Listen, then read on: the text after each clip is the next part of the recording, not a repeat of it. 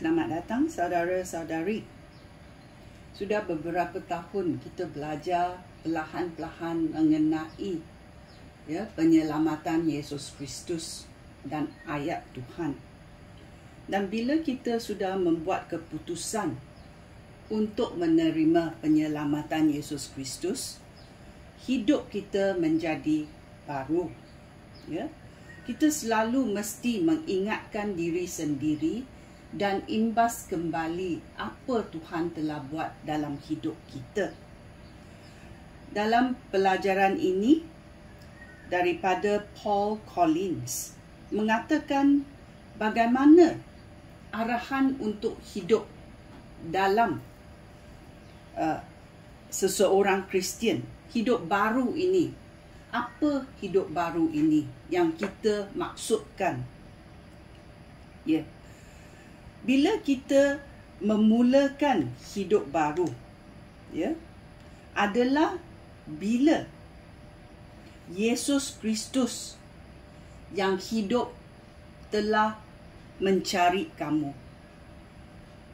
Ia berkata, bila dia mengetuk pintu hati kamu dan kamu menerimanya sebagai juru selamat, hidup kamu menjadi baru.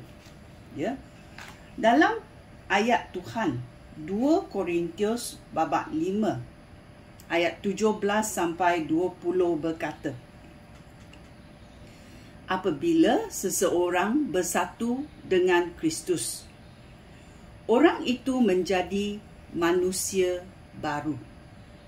Yang lama sudah lenyap dan yang baru bermula. Semua itu dilakukan oleh Allah.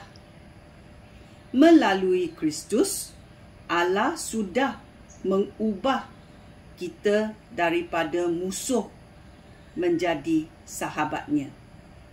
Dia juga menugaskan kita supaya menjadikan orang lain sahabatnya juga. Inilah yang kami isytiharkan. Melalui Kristus, Allah menjadikan semua orang sahabatnya. Dengan rela hati, Allah mengampunkan dosa mereka. Dia sudah menugaskan kami untuk memberitakan hal ini. Demikianlah kami berkata-kata lagi bagi pihak Kristus, seolah-olah Allah sendiri memohon kepada kamu melalui kami.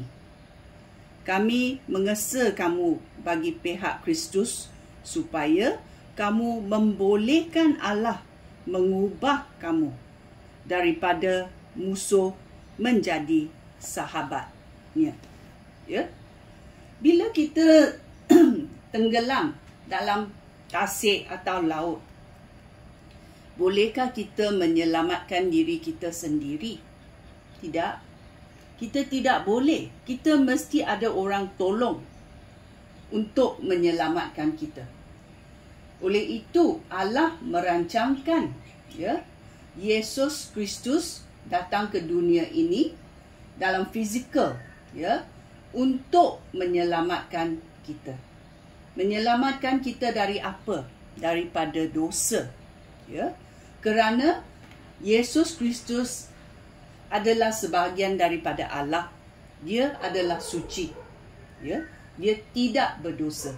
Oleh itu, dia boleh menebus dosa kita bila kita percaya kepadanya.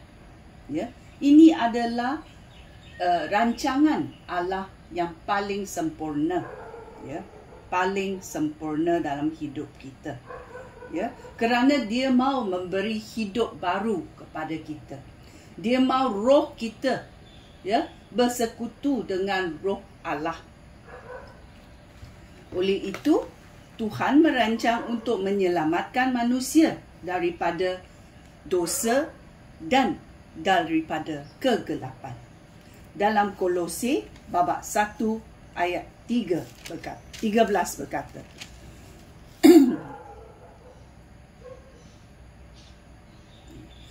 Allah sudah menyelamatkan kita daripada kuasa kegelapan dan memindahkan kita ke bawah pemerintahan anaknya yang dikasihinya. Ya.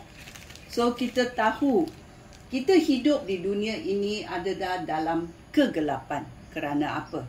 Kerana syaitan sudah menguasai dunia ini. Dan apa terjadi? Ya, Tuhan mengarahkan Yesus Kristus datang ke dunia ini secara fizikal, ya, untuk menyelamatkan manusia. Kerana dengan dosa manusia, manusia tidak boleh menyelamatkan diri sendiri. Oleh itu, Allah menghantar pengantaranya, iaitu Yesus Kristus. Yesus Kristus dengan darahnya yang suci, dia mati di kayu salib untuk menebus dosa kita. Dan pada hari ketiga, dia dibangkitkan. Ya, dia dihidupkan oleh Allah. Dan bila kita percaya kepada penyelamatan ini, kita juga mati dalam kegelapan dan hidup dalam Yesus Kristus. Inilah yang dikatakan hidup yang baru. Hidup yang baru selama-lamanya. Dalam 2 Korintius babak 5 ayat 21 berkata, Kristus tidak berdosa, tetapi demi kebaikan kita, Allah meletakkan dosa kita kepada Dia. Dengan demikian, kita berbaik semula dengan Allah apabila kita bersatu dengan Kristus, apabila kita percaya apa yang Kristus buat untuk kita. Ya, ini adalah bagaimana kita boleh hidup dalam hidup yang baru dalam cahaya. Ya, kita telah lenyap daripada kegelapan. Roh kita telah menerima cahaya. Kita telah bersekutu dan bersaudara dengan Yesus Kristus dan dengan Allah Bapa. Dan Roh Kudus datang membimbing kita dalam hidup baru ini. Kita tidak bersendirian. Ya? Bila kita menerima penyelamatan Yesus Kristus, kita tidak bersendirian. Kerana Yesus Kristus berkata, dia akan menghantar bimbingan kepada kita, iaitu Roh Kudus Allah membimbing kita selama-lamanya dalam hidup ini dan juga di hidup akhirat. Maukah kamu menerima hidup sebagai ini? Ya. So bila kita berjalan sebagai seorang Kristian, kita tahu roh kita adalah baru, diperbaharui oleh penyelamatan Yesus Kristus. Kepercayaan ini adalah asas sebagai seorang Kristian. Ya. So kita belajar, kita selalu mengingatkan diri sendiri bahawa penyelamatan Yesus Kristus menyebabkan kita ada hidup baru sekarang dan selama-lamanya. Sekian, terima kasih. Shalom.